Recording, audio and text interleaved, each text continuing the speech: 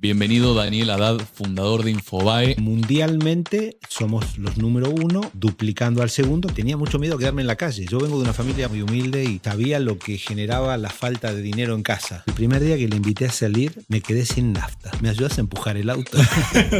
En el 98 me entregaron una FM, 14º en el ranking. En 6 meses llegamos al primer lugar. Me enteré que se vendía Canal 9. Cometí un enorme error que fue confiar en la palabra de un humano. Mi mujer siempre dice que ahí perdí la sonrisa. Debiendo 63 palos verdes no se puede sonreír. Si en ese momento me hubiese cruzado con el tipo que me vendió el canal, lo hubiese noqueado en 32 segundos. Las redes sociales tienen mucho que ver en esa polarización. ¿Desde cuándo tenemos periodismo profesional? 150 años. Fueron 150 años donde te hablaban del cuarto poder. Google, Microsoft, son más grandes que un país. Viene un nuevo presidente y dice, yo no quiero que acá se use Starlink. Puede ser. El satélite está dando vueltas por arriba. ¿Cuál fue tu primer encontronazo con el poder? Alguna amenaza de si te meten preso a vos y a tu mujer, ¿quién va a cuidar a tus chicos? ¿Cómo resolviste en ese momento tu salud mental? ¿Qué rol tienen los medios de comunicación? ¿Cómo está aplicando inteligencia artificial Infobae? La gente no quiere informarse, la gente quiere confirmación. ¿Qué hacen estas redes? Nunca te confrontan. Habías perdido la sonrisa con Canal 9, sentís que ahora la recuperaste, sos feliz. Hace 5 años tuve un infarto y tengo la angustia existencial de esto, no termino de comprender. Soy un tipo que la vida le dio demasiadas cosas, más de las que esperaba, y así que puedo llamarme que soy una persona feliz. La Fábrica Podcast. Creando valor. Este capítulo es presentado por Zotic, soluciones de almacenamiento presentes en cada historia. Bienvenido Daniel Haddad, fundador de Infobae, el medio de habla hispana más grande del mundo. Bienvenido a La Fábrica Podcast. Muchas gracias por la invitación, un placer estar acá con ustedes. Te digo que es difícil porque él viaja, va, viene, es un honor tenerlo. Para mí es un gran referente. De hecho, siempre menciono que cuando él vino a una charla con nosotros dijo que en el pasado había pocos emisores y muchos receptores y que esos receptores serían emisores, y nos motivó como industriales a comunicar. Así que en gran parte La Fábrica Podcast es gracias a una idea que vos nos diste, un impulso que nos diste, así que queríamos agradecértelo. No, por favor, un placer. Me acuerdo siempre de esa reunión porque lo primero que noté fue un grupo con ganas de hacer cosas, de hacer cambios y de ser protagonistas, ¿no? Y eso no es común. Creo que tenemos una sociedad que muchas veces, no aspira mucho. Y noté en ustedes una vocación de las buenas, de vocación de poder interesante. Vos fuiste un joven con mucha vocación de cambio. ¿Cómo se da ese paso de redactor, de cronista, a fundador de un medio? Bueno, en mi caso creo que tuvo que ver con algo que a veces nos motiva para bien o para mal, que es el miedo. A mí me iba muy bien como empleado o como contratado cuando tenía mis programas de televisión o de radio, pero en diciembre tenía una angustia enorme de que no me renovasen el contrato. Estaba llegando a los 30 años y veía que nos iba bien. Yo hacía radio todas las mañanas y tenía un programa de televisión con Marcelo Longobardi que nos iba muy bien, pero cada fin de año era terrible. Hasta que no firmaba el contrato pasaban días y días y días y tenía mucho miedo a quedarme en la calle. Yo vengo de una familia muy, muy simple, muy humilde y sabía lo que generaba la falta de dinero en casa. Entonces siempre soñaba con tener una familia y que a ninguno de mis hijos le pasase lo que me había pasado a mí. Y bueno, cuando tuve la oportunidad de empezar a producir mis propios programas, me sentí más dueño de eso. Y un día dije, además de producir mi programa, quiero empezar a ser dueño de un medio de comunicación. Y en los 90, creo que se vendieron casi todos los medios que estaban en manos del Estado, desde canales de televisión nacionales, provinciales, radios nacionales, radios provinciales.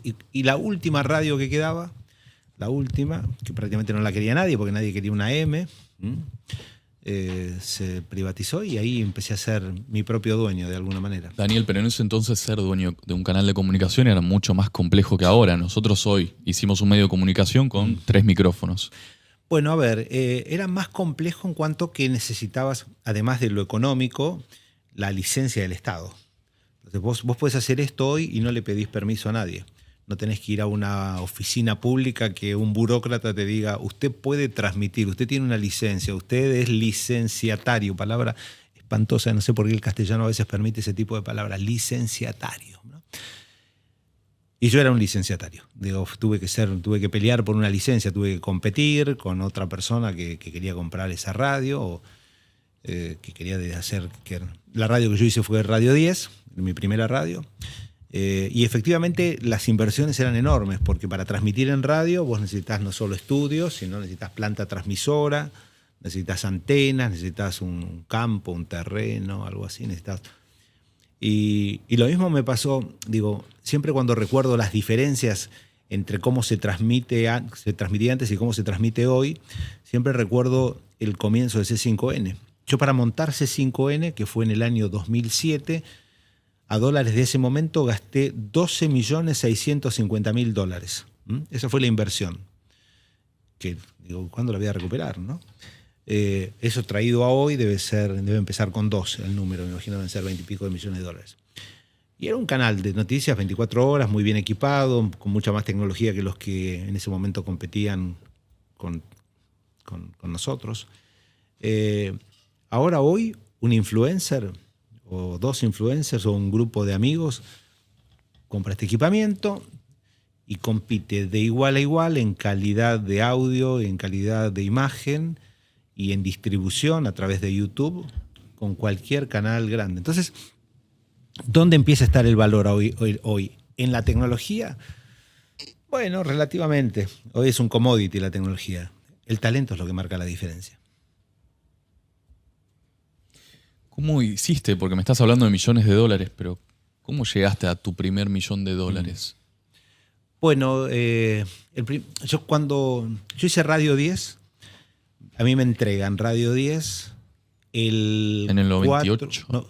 Sí, pero real, en el 98 me entregaron una FM que se llamaba News en ese momento, y la AM la tomo el 4 de enero de 1999.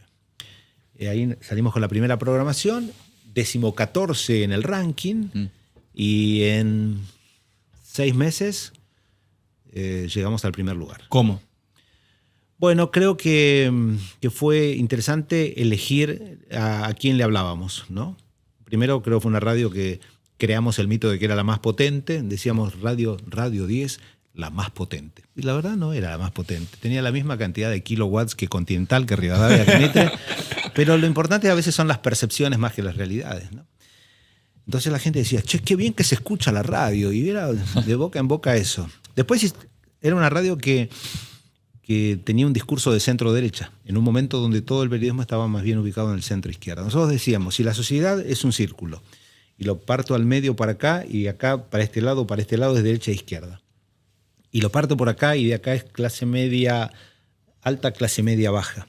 Si logramos tener un 25%, un cuartito de eso, somos líderes, porque en ese momento Rivadavia, Mitre y Continental tenían en 20-21% de share por mes, y a veces se turnaban el primer lugar. En 6 meses nosotros llegamos al 24%, fuimos primeros. O sea, así llegamos primeros. Al poquito tiempo, 1999, cae un grupo de radios norteamericanas que se llamaba EMI Group. Y fueron a comprar Continental y no se la vendieron. Fueron a comprar Mitre y el grupo Clarín dijo, de ninguna manera vamos a entregar Radio Mitre. Y me vinieron a ver a mí y yo les dije, mire, yo vendo una parte, pero si me quedo con el control de los contenidos, les vendo la mayoría. Y ahí vendí el 75% de la M y de la FM, que todavía se llamaba News, que era un fracaso importante. Yo estaba concentrado en Radio 10, en $15 millones. Fue tu primer golazo, porque venías... No fue mi primer millón, fue de repente 15. Claro. Yo no entendía nada. De orígenes humildes, aparte. Para mí 15 decía... Es más, mi mujer se compró por primera vez una cartera Louis Vuitton en ese momento. Tremendo. Sí, ahí dijo, ¿puedo comprarme una Vuitton? Digo, claro, si tenemos $15 millones. ¿No?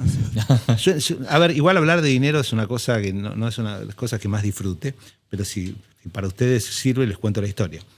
Y ahí fue que me pude dedicar con mucha tranquilidad a estudiar qué había que hacer con la FM. Por primera vez se hizo una encuesta sobre los gustos musicales ni siquiera de los argentinos, del AMBA. Contraté un equipo americano que usó obviamente entrevistadores argentinos, donde se le preguntaba a toda la población de entre 18 y 55 años, que era lo que buscábamos, qué música quería escuchar. Entonces poníamos pop latino, pop en inglés, rock pesado, y una de las categorías era rock nacional. Y a todo esto me había pasado un día que Nito Mestre había llegado a la radio a decirme que nadie le pasaba su música. Y ahí yo dije, vamos a hacer una encuesta. Porque si a mí me gusta Nito Mestre, a mucha gente le debe gustar Nito Mestre. Un error, ¿viste? Uno se piensa que lo que le gusta a uno le gusta a todo el mundo. Entonces dije, vamos a chequearlo. Y la encuesta dio que el 65% de los consultados quería escuchar rock nacional. Y seguía el pop latino con 30%. Preparamos los 400 temas, hicimos un testeo grande de música con gente de 18 a 55 años y cuáles eran los 400 temas de rock nacional que la gente quería escuchar. Salimos al aire un día y a los 90 días éramos primeros. Y entonces los americanos estaban felices, dijeron, este tipo lo queremos con nosotros, ¿no? Y estuvieron conmigo como 4 o 5 años hasta que la Argentina pegó un choque y tener activos para ellos en la Argentina era un problema. Y un día me dijeron, nos queremos ir, pusimos 15, con 12 nos vamos. Y salió el fenicio de adentro mío que... Y dije, en 4 estamos. Ahora quiero decir que cuando arrancamos la charla me dijo, tengo X minutos, le tuve que pedir 10 entre armenios y fenicios. Yo quería hacer un paréntesis ahí. Pará. ¿Y cómo termina eso? En 5. O sea, quería saber cómo había terminado la conversación. Terminó en 5. Yo lo que te iba a preguntar era, eso que hiciste de consultar y de ver, de estudiar el mercado, en ese momento no había tanto estudio de mercado como hay ahora, base de datos, y era más intuición del empresario. Decir, absolutamente. Era olfato.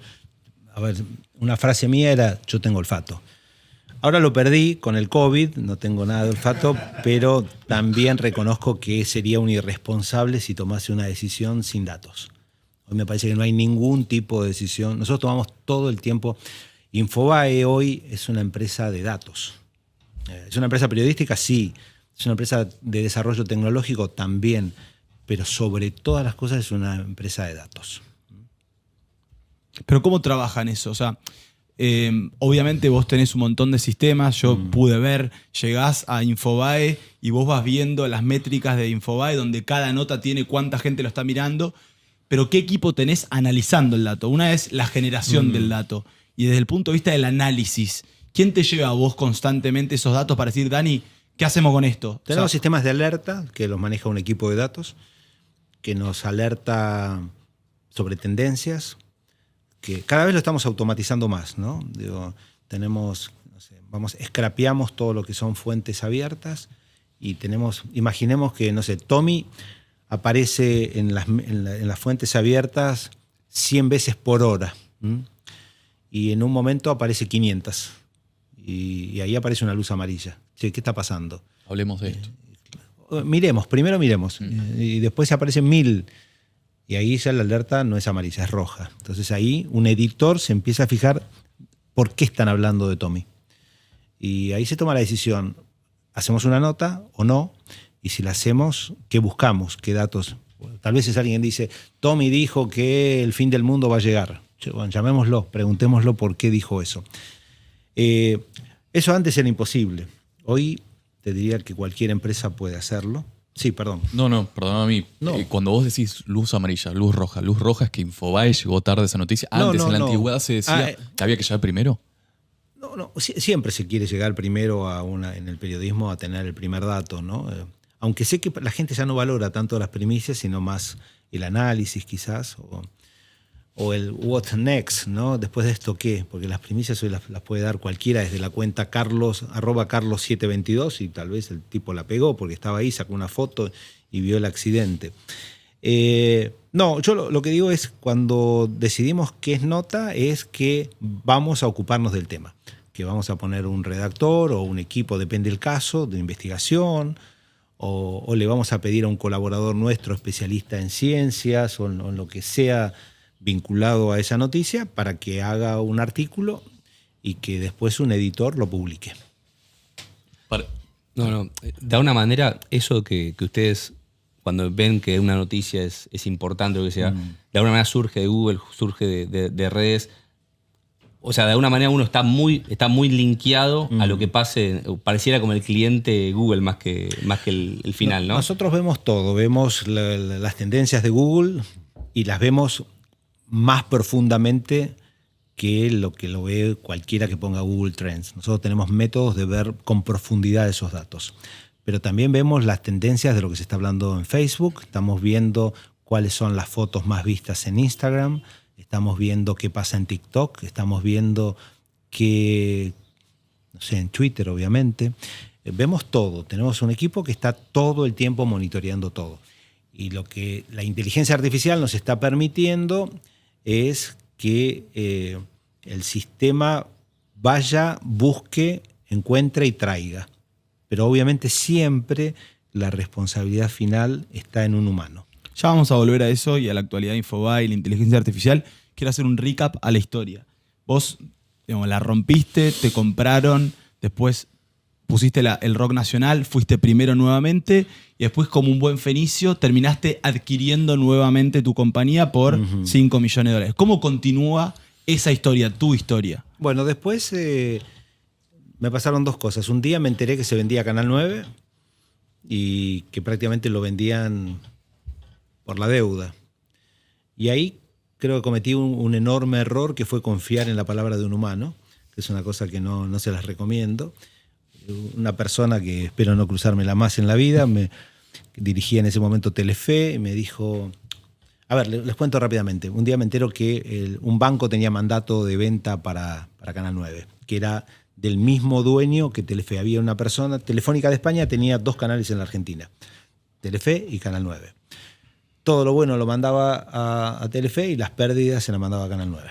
Yo compré ese canal, entonces cuando pregunté, se compraba libro cerrado, tranquera cerrada, cosa que es una irresponsabilidad, que tenía menos de 40 años. Para una pregunta, Sí. ¿algo comprar cerrado quiere decir?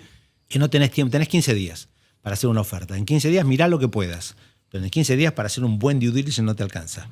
En esos 15 días yo dije, tengo que confiar en estos tipos. Entonces hablé con esta persona de Telefe, me dijo, quédate tranquilo, la deuda no pasa a los 15 palos.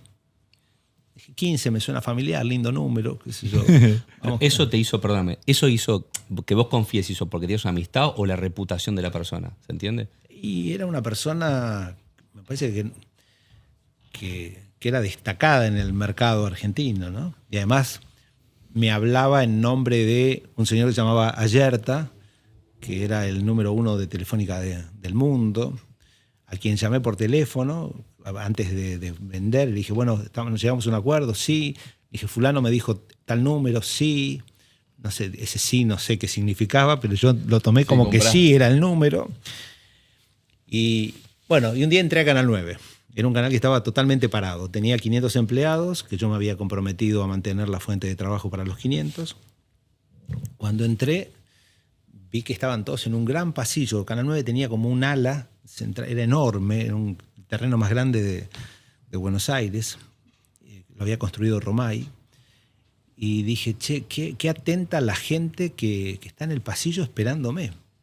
Entonces pregunté, ¿esto es usual? Digo, con cualquiera que llega, lo reciben así. Dice, no, están todo el día en el pasillo porque no hay mucho para hacer.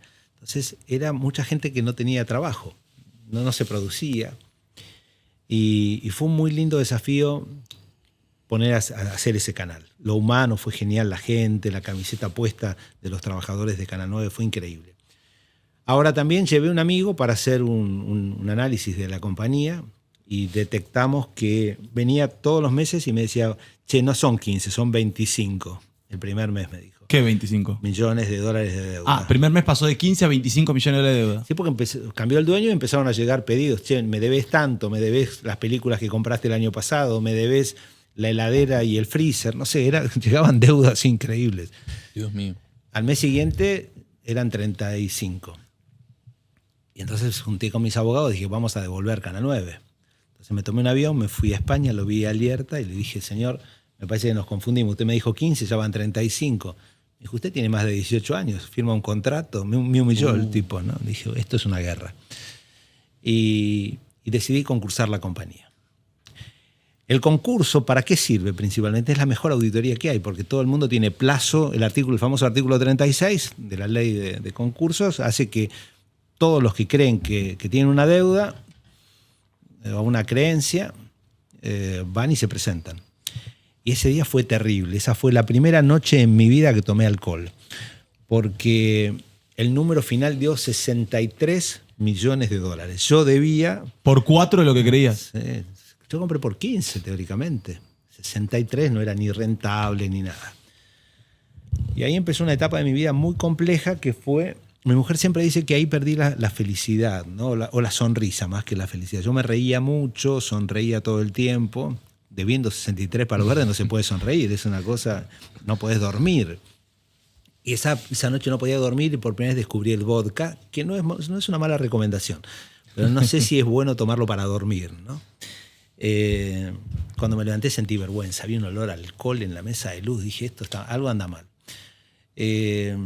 Bueno, y nos dedicamos a pelear el concurso, a ver que las deudas... Pero me quiero meter antes del concurso en el sentimiento, que es un poco a veces lo que nos gusta hablar. Nosotros somos todos industriales y acá pasamos por momentos mejores, peores. Obviamente la Argentina es cíclica y de eso no te tengo que explicar absolutamente nada, pero sí me gustaría que nos cuentes a nosotros, que a veces también vivimos esos momentos de angustia, tensión, preocupación y estrés, ¿cómo resolviste en ese momento tu salud mental? O sea, más allá de lo que viene después, porque no es un tema menor, a veces no se habla de salud mental, pero creo que es un tema central. No. Y muchas veces veo muchos industriales, empresarios, emprendedores preocupados, angustiados, estresados. ¿Qué se hace en un momento así?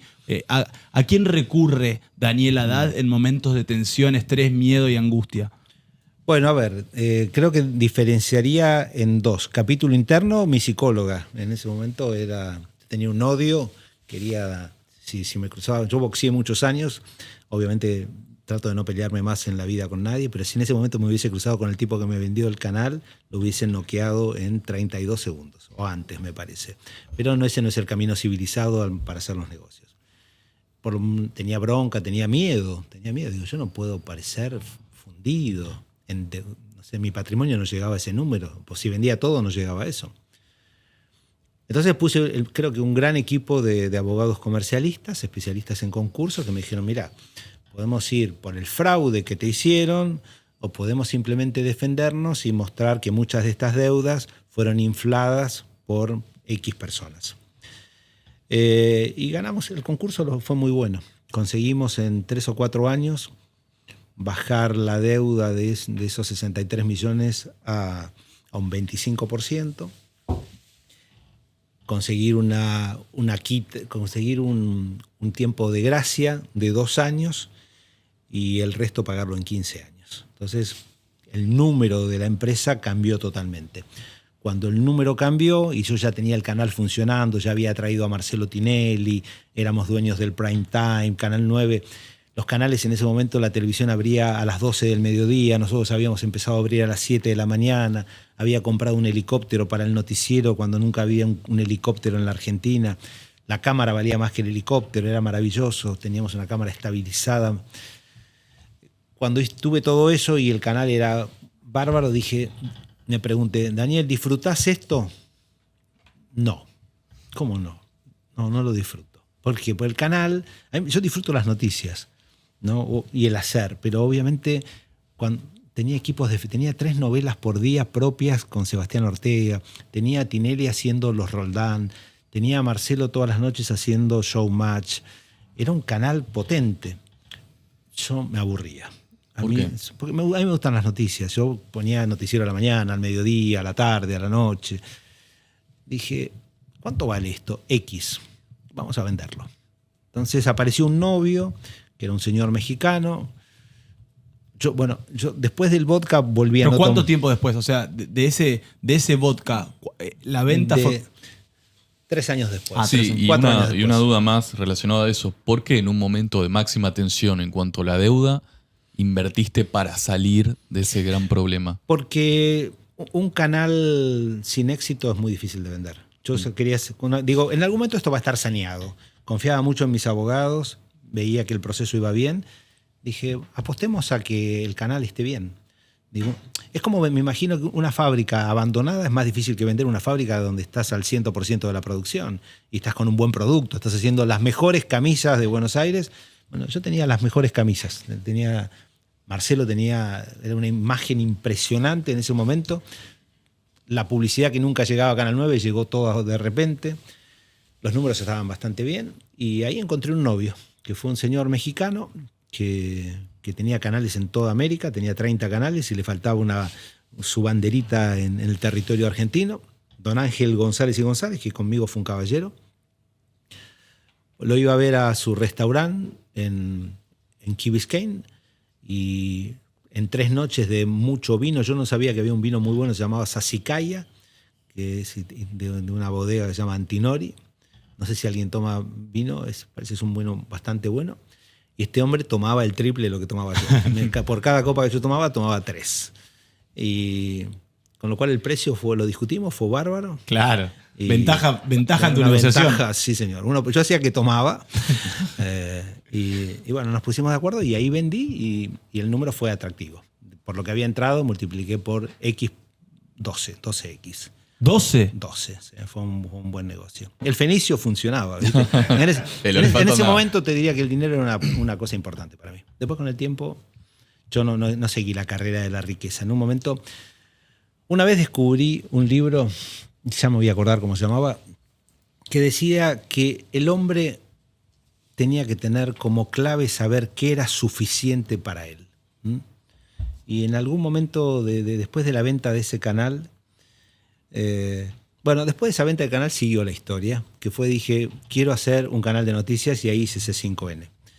Y después vos me preguntabas, Tommy, cómo siguió la vida. Yo compré más radios. Una vez tenía una casa en Punta del Este que la entregué a cambio de una radio. Mirá lo loco que estaba. Mi mujer estuvo unos meses sin hablarme prácticamente.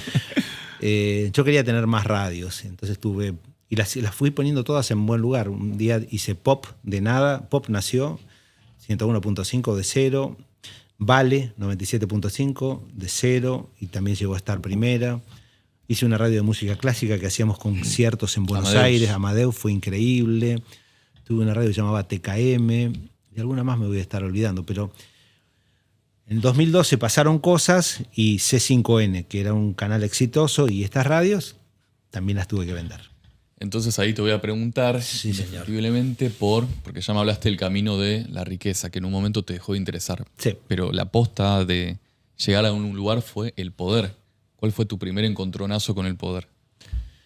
Bueno, no sé cuál fue el primero. El más fuerte fue en el 2012, ¿no? Que en el pasaron cosas. Pasaron cosas que ya son conocidas. Tuvimos algunos problemitas, algunas antenas que se caían. Cosas que pasaban, algunas investigaciones de la DGI que no encontraban nada, pero no importa, igual te hacían alguna denuncia penal económica, alguna amenaza pero si te meten preso a vos y a tu mujer, ¿quién va a cuidar a tus chicos? Ese tipo de cosas. Te jugaron fuerte. Fue fuerte, pero ya está. Y uno pasó y el rencor no es una buena compañía. Y ahí fue una operación importante y creo que fue la última gran operación que hice y me dediqué, al principio no sabía bien qué hacer. Yo tenía Infobae, pero no le daba mucha importancia. Vos ya tenías en ese momento. Infobae yo lo fundé en el 2002, pero era el nene último que tenés en la familia que decís, llora y dices, por algo llorará, ya se va a arreglar. ¿Viste? Era así, no lo atendía. Daniel, a mí sí quiero volver, no por las cosas que pasaron que son de público conocimiento, pero ¿qué aprendizaje te dejó todo eso? Digamos, si tuviese que sacar una conclusión de... Bueno, primero que todo pasa, ¿no? Que uno cuando está en el medio de una tormenta cree que se acaba el mundo y que están todos los espíritus en contra de uno, ¿no? Todo pasa. Segundo, decía Don Julio, ¿no? Don Julio decía eso. Sí, en realidad Don Julio lo había tomado. ¿De dónde? Creo que es la historia de... Untano, me parece. No, de un emperador romano que tenía siempre un colaborador que cuando él llegaba de la batalla y la gente lo aclamaba, lo tocaba y le decía, todo pasa. Esto también, ¿no? Los aplausos. O sea, pasa lo bueno y también pasa lo malo, ¿no? El famoso esto también va a pasar. Segundo, que no hay que tomar decisiones en base al miedo, porque el miedo es una cosa normal, todos tenemos miedo. pero no es bueno tomar decisiones condicionados por el miedo, ¿no? Y después hay que tener un buen entorno. A mí, en mi caso, mi familia fue un respaldo espectacular, que siempre estuvo al tanto, no de los detalles, pero sí de los problemas que estaba teniendo. Yo no llevaba todas las preocupaciones, pero si vos tenés un buen entorno de afectos, sean familia, amigos, colaboradores, toda tragedia que uno cree en ese momento que es la peor tragedia del mundo, pasa más rápidamente. ¿Tu mujer es responsable de tu éxito? Sí, bueno, a ver, mi mujer es responsable de un montón de cosas lindas que me pasaron en mi vida, sí, absolutamente. Sí. Viviana me acompañó. Cuando me conoció Viviana, yo tenía un Renault 6, creo que era. Y el primer día que le invité a salir, me quedé sin nafta, ¿no? ¿Dónde? En la General Paz. Y le dije, Viviana, recién la primera vez que la veía, le digo, ¿te puedo pedir un favor? Sí, ¿me ayudas a empujar el auto? y sentí mucha vergüenza, ¿no? Pero bueno, parece que el gesto le gustó, ¿no? Me sintió parte de una aventura. Nunca había empujado un auto. Pero sí, es clave la persona o las personas que acompañan tu vida, ¿no? ¿Y sentís que ese Daniel que empujó el auto junto a Viviana cambió o sigue siendo el mismo, pero en unos zapatos mejores? ¿O? Sí. Sí, obviamente la vida fue mucho más generosa conmigo de lo que yo esperaba, pero no es el determinante eso de los momentos felices que tenemos. Yo creo que fui muy feliz cada vez que nació un hijo mío, o viendo crecer, los veo hoy crecer y las cosas... Puede sonar horrible decir esto, cualquiera que lo está viendo va a decir, claro, flaco, vos vendiste en tanto, te compraste esto. Sí, pero es cierto. La vida es más fácil con recursos. Pero las cosas que realmente valen en la vida no tienen un precio, ¿no? Digo, ver que tu hijo... No sé, a mí me ha pasado... Algún hijo mío tuvo una operación, ¿no? Y ahí te das cuenta que vos podés tener 1, 2, 10, 100, 1000, lo que sea, que vos dependés de que el médico haga el corte exacto.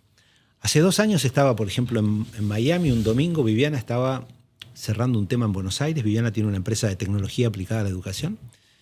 Y yo estaba comiendo con Opi Morales y el dueño de un banco argentino, un mediodía. Y recibo un llamado desde Madrid, miro el número, digo, esta es Mili, yo tengo una de mis hijas que vive en España. Que hace un gran podcast. Que hace un podcast muy bueno. Ella sí, la escuchamos, una genia. La fórmula es muy talentosa. Y hola Mili, y me dice, no soy Mili, soy fulana. Mili se está retorciendo de un dolor, no sabemos qué hacer. Y yo no sabía, estaba desesperado, estaba en Miami, a Madrid, ¿qué le está pasando? Y llamé a Hugo Sigman y le dije, le está pasando esto a mi hija en Madrid, ¿qué hago? Me dice, que vaya ya mismo a tal sanatorio, yo voy a hablar con la directora que conozco. Muy bien, Hugo, un señor, un caballero. Le mandamos un abrazo, pasó por acá y lo queremos mucho también. Un fenómeno, tipo de esos diferentes, ¿no? Yo estaba en Bermudas, pasé por el departamento, agarré el pasaporte y así viajé. En el taxi o en el Uber estaba pidiendo un vuelo. Y hasta que la vi a Mili, que estaba muerta de dolor, y hasta que la operaron a Mili, fueron 48 horas donde la directora nos decía, hasta que si no abrimos, no sabemos qué tiene. Y ese día vos decís, nada de lo que tiene que ver con una cuenta bancaria o una propiedad ayuda en este caso. Entonces, si en ese momento vos tuvieses que cambiar todo lo que hiciste en la vida porque tu hijo salga bien de una operación, yo no dudaría un instante. Entonces, volviendo a cuán importante es... Bueno, yo creo que hay gente que no puede vivir sin correr por el patrimonio, ¿no? O decir, bueno, yo quiero ahora comprarme el G700. Creo que salió, el 700 ya salió, ¿no? El G700 es el Gulfstream 700 que bien equipado vale $70 millones. Un avión. Es un avión maravilloso. Yo viajo en American Airlines bárbaro. Digo, no entré nunca, me parece, en la carrera por cuál es la cuenta bancaria más grande.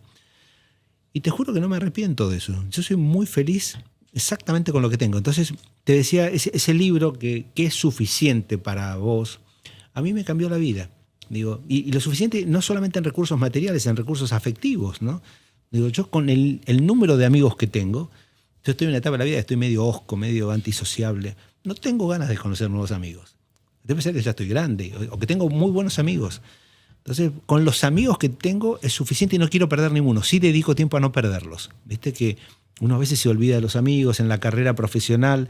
Decís, entre una reunión que tengo con un posible anunciante y a mi amigo lo veo en cualquier momento. No, los amigos hay que verlos cada vez que tenés ganas o cada vez que tu amigo tiene ganas de que lo veas. Entonces, volviendo, creo que con Viviana es muy parecida a mí en eso. Creo que nos gusta vivir bien, pero ninguno de nosotros tiene una vida ostentosa, ni qué sé yo, mi auto acá, no sé, recién con Tommy me vi en la puerta, no tiene el asiento eléctrico. Pero mi mujer me dice, es un exceso esto. Le digo, no, qué sé yo, prefiero. Buenos Aires es una ciudad que no está bien. Entonces, me parece que a veces la ostentación, digo, no lo sé, qué sé yo, tampoco estoy tan seguro de esto, ¿no? Pero bueno. Yo quiero volver. Vos describiste al hijo menor, Infobae, sí. y terminaste, vendiendo en 2002, te forzaron a vender, etc. Bueno, ¿cómo pasa ese hijo menor a ser el medio más escuchado del mundo en lo que tiene que ver con lengua hispana? O sea, ¿qué hiciste? ¿Cómo Sí. lo hiciste una vez más? Bueno, lo primero que pasó fue el día que vendí. Todo, vendí C5 y las 5 radios. Me dije, Infobae no está en venta. No, pero ahí tiene que ser todo o nada. Y fue, nada. ¿No? ¿Viste? También la negociación es nada, no se vende eso. Pero te lo pagamos bien, no es nada. Eso no se vende. Yo vendí un 12 de octubre del 2012. El 13, yo vivo frente al hipódromo. El 13 me levanté como si nada hubiese ocurrido, agarré el auto y yo todas las mañanas siempre doblaba por Libertador a la derecha, le apuntaba al monumento a los españoles o de los españoles. Y esa mañana cuando doblé dije, ¿a dónde voy? No me había dado cuenta de que no tenía más oficina, que ya había vendido todo. Eso me pasó varias veces, lo tuve que analizar mucho. De repente estaba viendo el canal que era mío y veía mal un graph abajo, una falta de ortografía, y llamaba y decía, yo soy de llamar, che, boludo, no puedes poner esto con una C va con S. Y decía, ¿a quién llamas? ¿Estás loco? Vendiste. ¿Viste? Lo primero es la etapa, creo que Freud explica, claro, que en el duelo la primera etapa es la negación, ¿no? Y yo negaba que había vendido. Después vino el cuestionamiento. Cagón, me decía, ¿por qué no hiciste un poco más de esfuerzo? Miedoso, ¿por qué no te enfrentaste a fulano? Porque no podía, porque las diferencias eran abismales. Era un peso liviano de un mediano junior de 72 kilos contra un peso pesado de 108 que ante la primera trompada salías del ring directamente. Y después fue la aceptación. Bueno, alquilé una oficina que vos la conocés, es así, sigo con la misma oficina y empecé a pensar qué hacer. Me tomé un avión y fui a visitar a Londres a Juan Antonio Giner, que fue la persona que cuando yo tuve la suerte de ganar becas en la vida y de viajar a estudiar, yo hice un posgrado en la Universidad de Navarra en Ciencias de la Información. Y quien me dirigió la tesis fue Juan Antonio Giner. Entonces, para mí es una persona de esos un gurú, ¿no? Un consultor de medios. Le conté mi situación y me dijo, Daniel, tú tienes que dedicarte a Infobae y fichar, ¿viste? Español, para hablar en la Argentina nadie usa fichar, es contratar. Muy futbolero. Muy futbolero. Tienes que fichar a las mejores plumas de Argentina. Y empecé a renovar primero Infobae Argentina. Y al año, cuando vi que ya estaba creciendo, dije, este modelo de negocio tiene que ser expandible. Cometí el error de hacer primero algo en Miami, hice Infobae en Miami. Miami no tuvimos éxito, fue un fracaso interesante y lo estudié bastante porque la gente no leía Infobae en Miami. Creo que es porque no lee la gente, o se lee muy poco en Miami. ¿Viste? Siempre hay que echarle el público no entendió cómo son estas camisas. Yo hice buenas camisas y la gente no las compra es porque el público está mal, ¿no? Bueno, pero a partir de ahí empecé a estudiar otros mercados. El primer mercado que abrimos fue México. Después abrimos Colombia. Después abrimos Perú. El último hace 2 años fue en Madrid, en España. Y salvo en Madrid, que estamos en el top 6, en México somos número 1, en Perú somos primeros, en Colombia también, en Argentina también, y mundialmente somos los número 1, duplicando al segundo, que es un diario que para mí siempre de chico era el modelo de diario, que es el diario El País de Madrid, un diario maravilloso. ¿Y abrir qué significa? ¿Vos vas para ese país? Yo voy siempre con colaboradores, obviamente. La primera etapa. ¿Cuánto tiempo pasás? Yo poco, yo me angustio rápido, no puedo estar muy lejos. Siempre tengo de la familia. Se me escapo, o de mi casa, o de mi centro. Tengo algunos problemitas, no soy un tipo del todo normal, pero voy, veo, hablo con gente y dejo a mi equipo trabajando. La primera etapa es armar la redacción, después se arma el resto. Tecnológicamente es muy simple, nosotros tenemos un CMS muy adaptable a todo, es muy fácil de entrenar. Y el CMS se llama Content Management System, que es la arquitectura donde uno pone las noticias, los videos, las publicidades, los gráficos, ¿no? Y todo lo haces desde un teléfono o desde una computadora. Y armar redacción, nosotros tenemos una muy buena redacción en México. En México sacamos una diferencia muy importante al segundo. En Colombia y en Perú tenemos buena diferencia sobre el segundo. Y en España, el número 1 tiene 18 millones de usuarios únicos y nosotros tenemos 15. O sea, no estamos tan lejos. Yo creo que en algún momento, no creo que seamos primeros en España, porque la prensa española pero creo que vamos a estar seguramente terminando el año próximo dentro de los 5 primeros. Si pasamos a números, hoy, ¿cuánta gente en todo el país por mes le...? 60 millones de usuarios únicos para Comscore, pero Comscore tiene, a mi manera de ver, cierta desventaja, que solamente me toma 18 años y 55. ¿Por qué? Porque las agencias de publicidad miran 18-55.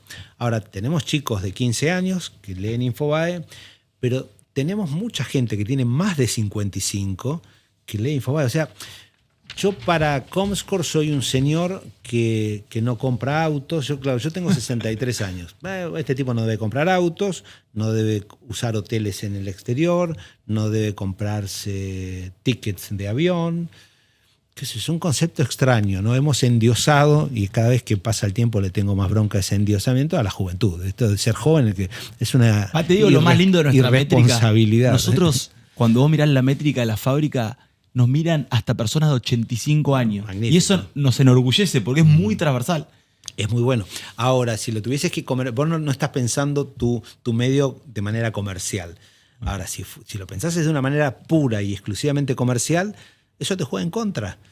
Si te ve alguien de 80, no se lo cuentes a nadie eso, ¿no? Es eso que quede entre nosotros. Pero en esa línea, ¿sabes qué me pasó hace un tiempito? Que vi una historia, de casualidad la vi, de un bicicletero que subió una foto mirando nuestro programa, ¿viste? Wow. Si vos pudieras hablarle a él, ¿qué consejo en educación le darías? ¿Qué es las cosas que él tendría que estar aprendiendo hoy para que pueda progresar? Bueno, a ver, un bicicletero. Al tipo común, ¿viste? Sí, yo creo que Argentina tiene un problema serio que no hay educación financiera, ¿no? Es muy poca la gente que tiene educación financiera. Y eso es un problema, porque sin llegar a endiosar el dinero, es muy difícil hacer cosas en la vida sin dinero. Entonces hay que entender ciertas reglas básicas o ciertos cálculos básicos que hay que hacer para montar una empresa, un negocio o lo que sea. No importa la escala. No importa la escala. Digo, vos tenés que entender cuando te muestran una planilla de datos de qué se trata. Porque si no, no tenés nunca el control real de la compañía. Después lo que sí creo es que cada vez hay que tener más habilidades en materia, no sé, de software, ¿no? Yo creo que...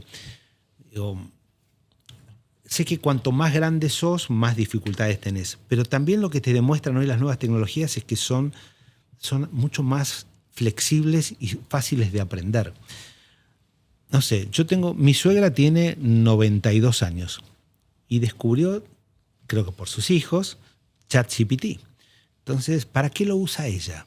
Ella le enseñaron a tocar el botón del micrófono y ni siquiera escribe, habla. Le dice, doctorcito, acá me llegó el examen de colesterol.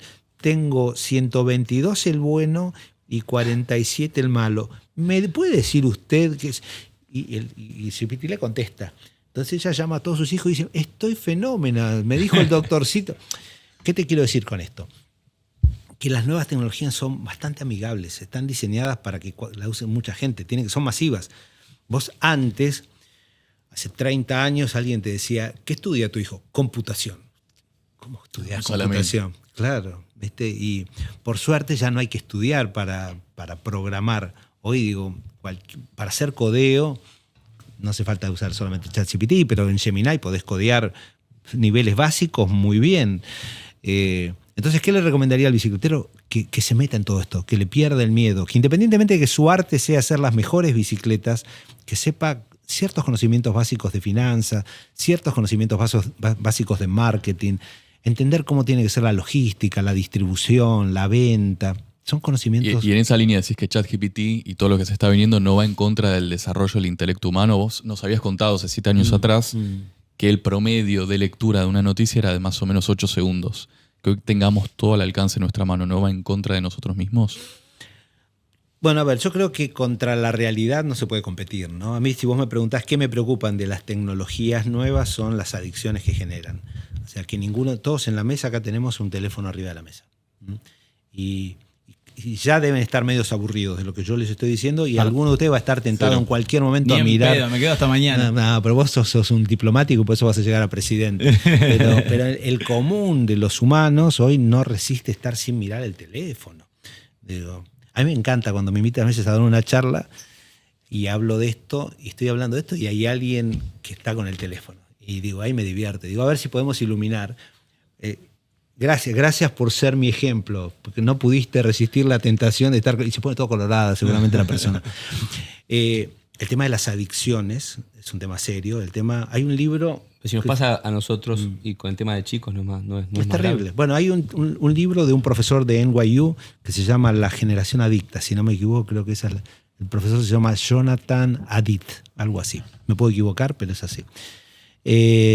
Donde dice que si a uno cuando compras un remedio, el prospecto te dice todas las contraindicaciones que tiene. Cuando vos compras un celular y se lo das a un chico, nadie te explica todo el daño que puedes hacer. Y a mí me impresiona la gente que vos subís una foto a Instagram y en 10 segundos hay gente que está dando su like, que se agradece. Y le digo, ¿qué pasó con la vida de esta persona? ¿Qué hace a las 3 de la mañana dando like en un teléfono, ¿no? Esto está pasando. Y cuanto más chicos, la adicción se va a hacer más fuerte y va a ser más difícil de cambiar. Yo quiero entrar, antes de volver a Infobae, quiero entrar un poco en inteligencia artificial, que vos sos una persona que conoce, lo viene trabajando. Y en esto preguntarte, 1, ¿cómo está aplicando inteligencia artificial Infobae? 2, si la inteligencia artificial está afectando a los medios en sus búsquedas. Decir, en vez de ir a Google a buscar algo, nada, hago como doctorcito en ChatGPT. O sea, ¿cómo lo utilizás en tu medio y cómo afecta al mismo tiempo en la búsqueda? Empiezo por la última. Nos está afectando a todos los medios del mundo, a todos. Año contra año, ¿no? Digo, voy a dar datos que espero que no se enojen mis competidores. The Guardian, agosto versus agosto, 37% abajo el tráfico. Tremendo. Sí. New York Times, 18% abajo. Washington Post, 20% abajo. El País de Madrid, 30% abajo. Infobae, 21% abajo. Son números donde el agujero, no sé si el agujero, pero bueno, nosotros somos una empresa sana, ganamos dinero, este año vamos a ganar menos dinero. ¿Vamos a ganar? Sí, pero menos dinero. A muchos medios los está golpeando de una manera terrible. Eso es lo mismo que, por ejemplo, un industrial le caiga 30% la demanda. O sea, absolutamente. En la monetización debe ser... Por supuesto. Igual, obviamente, nosotros nunca tuvimos todo el inventario vendido, con lo cual la afectación no es tal así, pero obviamente el clima que se está viviendo es de mucha preocupación en todos los medios de comunicación. Los medios de comunicación tenemos problemas más serios que esos. Los nuevos medios han entendido, cuando digo nuevos medios estoy hablando de los gigantes, que son empresas de un nivel que en el mundo textil no existe esa simetría. ¿Como cuál, por ejemplo? Como Digo, vamos ¿qué a poner medios? Google, Mm. Meta, OpenAI, Microsoft. Son gigantes que entendieron, como le pasa a la nueva... Donald Trump no inventó nada cuando dijo yo me comunico directamente con la gente. ¿Y los medios? Trump, la primera elección la gana con el 90% en su contra. Y en la segunda elección, 95% de los medios en su contra. Censurado también. Y censurado por muchos medios. Igual gana. ¿Por qué? Porque tiene la tecnología que le permite, no sé, vos con YouTube no necesitas, salteás al mundo, con Twitter salteás al mundo, con Meta salteás al mundo, y si Google no te trata mal, salteás a cualquier medio. Entonces, Trump y Twitter opinan lo mismo, que G42 o @G42 y el New York Times, en definitiva son dos circulitos que uno tiene 150.000 seguidores y el otro tiene 10 millones de seguidores. Pero también puede haber un influencer que sin ser el New York Times tenga 72 millones de personas que lo siguen, un futbolista. Entonces, para esas empresas, Cristiano Ronaldo es más importante que el New York Times. Digo, y eso el periodismo profesional es una cosa relativamente nueva en la historia de la humanidad.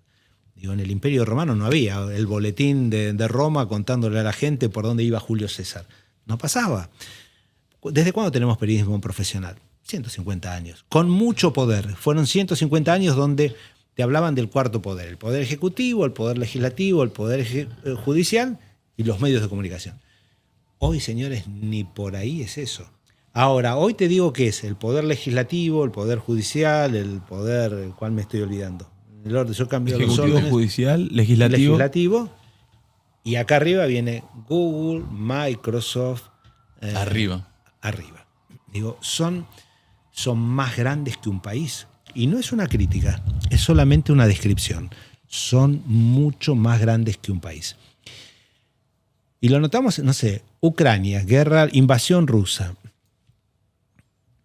Microsoft fue una empresa que ayudó al gobierno ucraniano a sacar todo. Los rusos iban a bombardear los data centers y se caía el gobierno, no había gobierno. ¿Qué hizo Microsoft en una decisión geopolítica tomada por ellos o por el país donde ellos tienen su centralidad?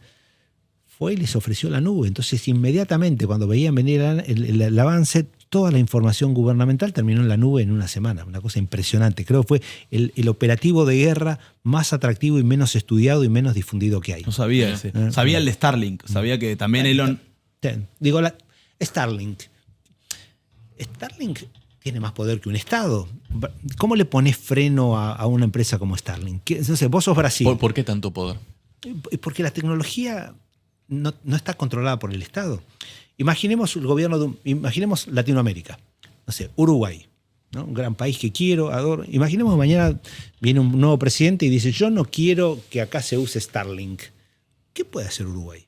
Si el satélite está dando vueltas por arriba, Uruguay no puede bajar un satélite. Puede bloquearlo. ¿Qué puede hacer? Digo, Uruguay como ejemplo, ¿no? Y así en todo. Digo, es muy difícil, salvo que seas un Estado teocrático y absolutamente dictatorial, y decís, al que lo veo con una antena de Starlink lo pongo preso, cosa que no se puede hacer, es de imposible control. Hoy muchas de estas empresas son más importantes, más fuertes, más grandes o más ricas que un Estado. Y tienen responsabilidad, o sea, hoy estamos viendo un mundo hiperpolarizado. ¿Estas empresas tienen responsabilidad? ¿Qué rol tienen los medios de comunicación? Bueno, yo te diría que las sociedades están muy polarizadas y las redes sociales tienen mucho que ver en esa polarización. ¿Por qué? Todos usan Instagram, ¿no? Pregunta, ¿alguna vez Instagram les mostró a ustedes alguna imagen que les disgustó? Pocas veces quizás. Yo creo que nunca. Digo, a los 2 días que usás Instagram empieza a conocer tus gustos. A la semana te conoce a la perfección.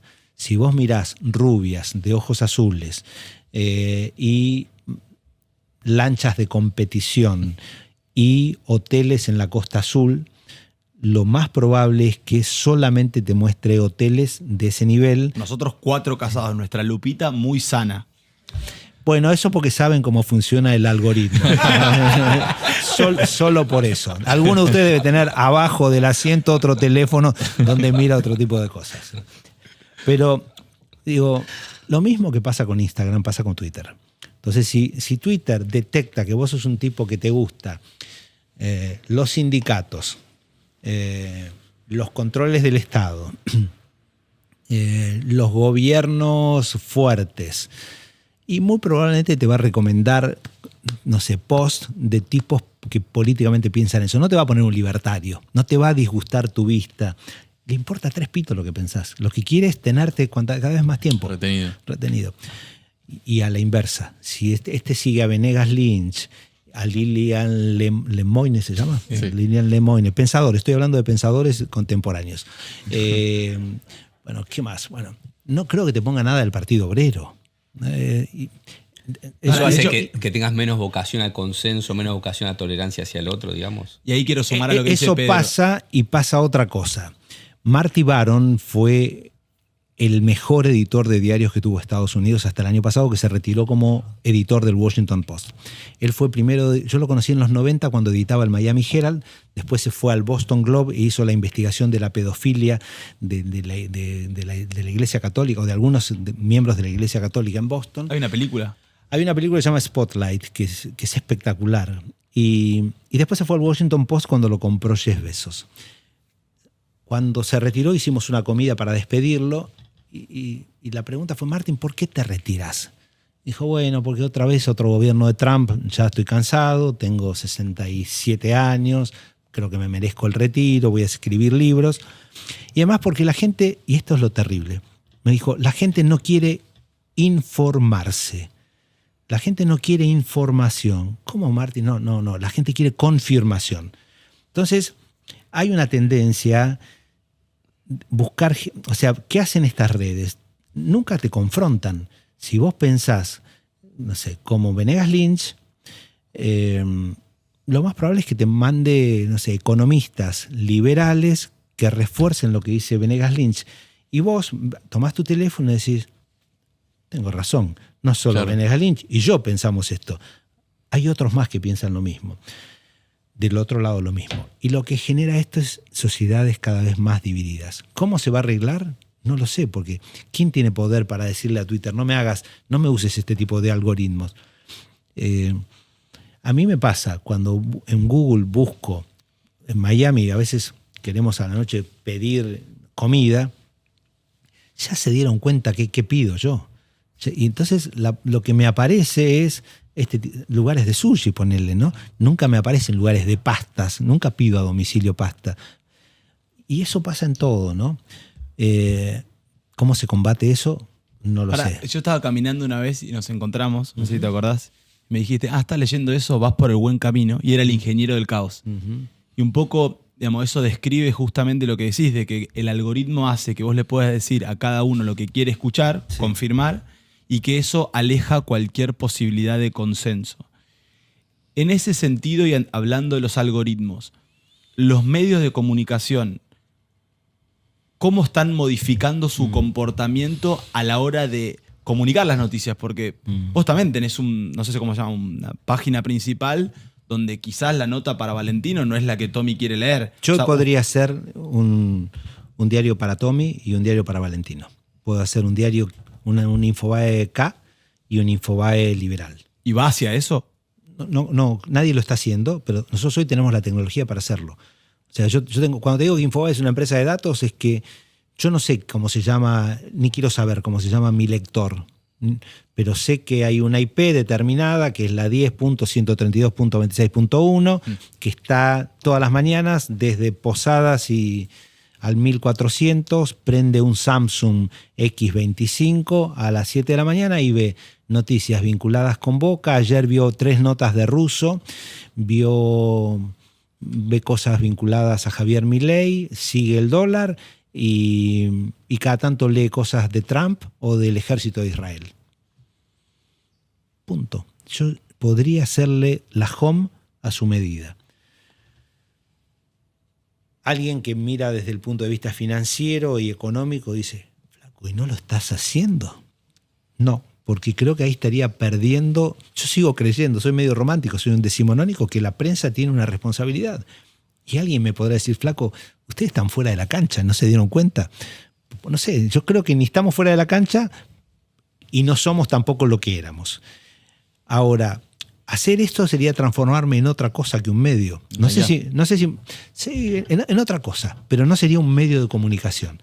Entonces nosotros creemos todavía en la diversidad, en que si alguien dice que este agua está bien, pero hay una denuncia que dice que el agua está mal, también ponerla. Tampoco es la locura de que por cada tipo que dice que el sol sale por el este, voy a salir a buscar uno que diga que el sol sale por el oeste, porque ya sería un exceso. Pero no caemos en una prensa, no sé, bifronte, maniquea, no quiero eso. Entonces creo que nosotros tenemos una responsabilidad social y creo que con errores, a veces, con aciertos otras veces, pero tratamos de cumplirla. Yo te voy a decir eso, es muy difícil hacer una línea editorial tomando en cuenta que de acuerdo al algoritmo, cada uno consume lo que quiere, está personalizado lo que consume. ¿Sí? ¿Cómo haces para mantenerte? No existe la objetividad, pero no sé si una subjetividad no tan extrema, no sé cómo definirlo. No, está claro. Yo creo que lo primero es darle valor a los hechos. Digo, si esto se cayó, yo no puedo decir, la foto muestra una botella parada. Digo, hay hechos. Después vienen las opiniones, ¿no? En el periodismo existe una vieja frase que es que los hechos son sagrados. Y después las opiniones, en todo caso, son debatibles, discutibles. Y tratamos de hacerlo y tratamos de que nadie esté vedado. Viste que, no sé, la prensa partidaria siempre entrevista a la misma gente, a los de este lado. Y la prensa partidaria de este lado entrevista siempre a los de este lado. No hay voz. Infobae, creo que, y me parece que es la clave que está funcionando, trata de no caer en eso. Entonces, en Infobae vas a ver a los dos. Tal vez vos me decís, no, pero este tuvo el 55% y este el 45%. Y pasó. Tal vez este es más pícaro al momento de venderte una historia y este es más lento al momento de venderte una buena historia. Pero si no, lo vamos a buscar igual. Pero es un equilibrio delicado. Ahí yo tengo, más que nada quiero pedirte un consejo. Estamos en tiempo también. Así como, sí, últimos 5. Así como el armenio le va sacando el Fenicio minutos porque el Fenicio viene perdiendo.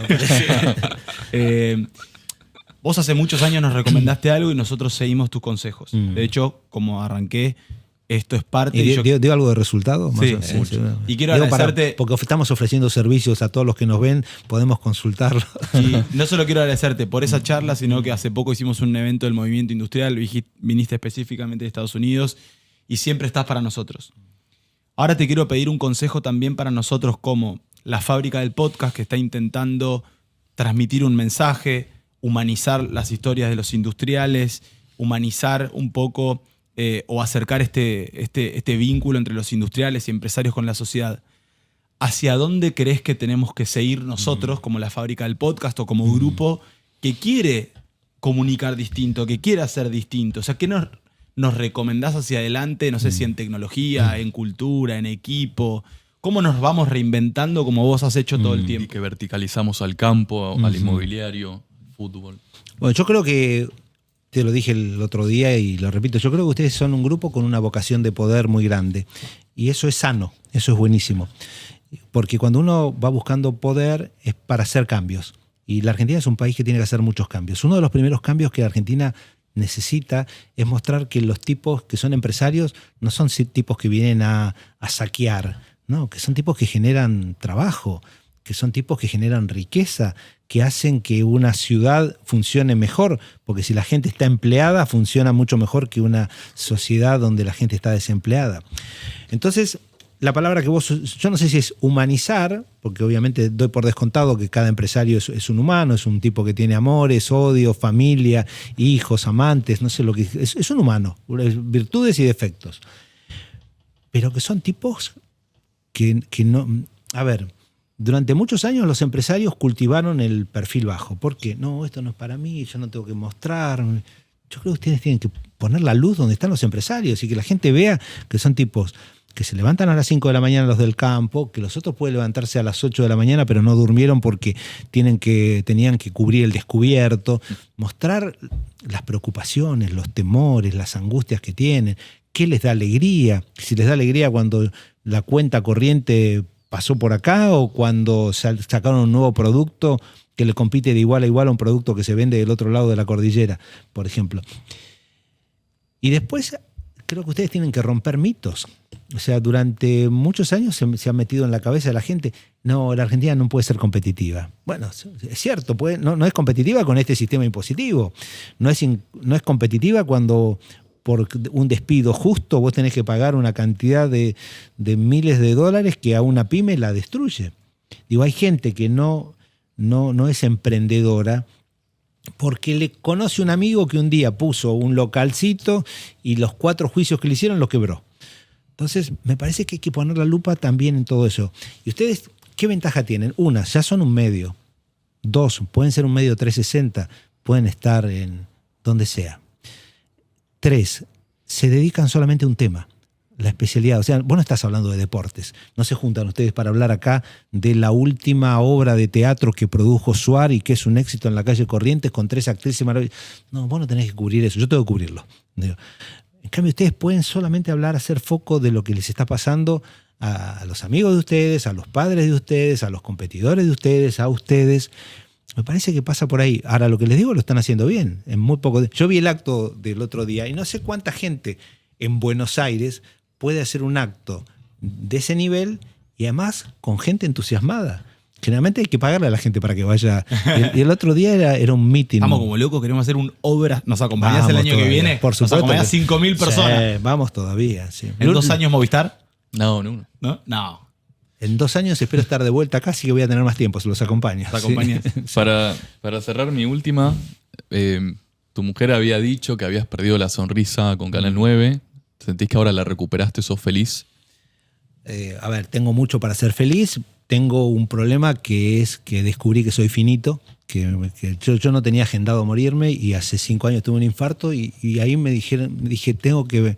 Esto que yo no lo haya agendado no significa que no vaya a pasar. Entonces tengo la angustia existencial de esto, no termino de comprender, sacando esas disquisiciones que uno puede hacer cuando tiene las necesidades básicas satisfechas. Soy un tipo que la vida le dio demasiadas cosas más de las que esperaba y así que puedo llamarme que soy una persona feliz. Antes de terminar de aplaudir, déjame agradecerle a nuestro equipo que vino hoy tempranito, Tommy Cislián, productor, Milton, Agus, Mati, Isa. Por culpa mía, ¿no? Les pido mil disculpas. El gran equipo que tenemos acá, que la verdad cuando dijimos viene Daniel Haddad, dijeron el día que sea, a la hora que sea. Tenemos un gran equipo y va a llegar el presidente. Me encanta. Un regalito, Dani, para vos. Grimoldi, amigos de la casa. Muchas gracias. Espero que te gusten sus productos. Un aplauso enorme para Daniel Haddad.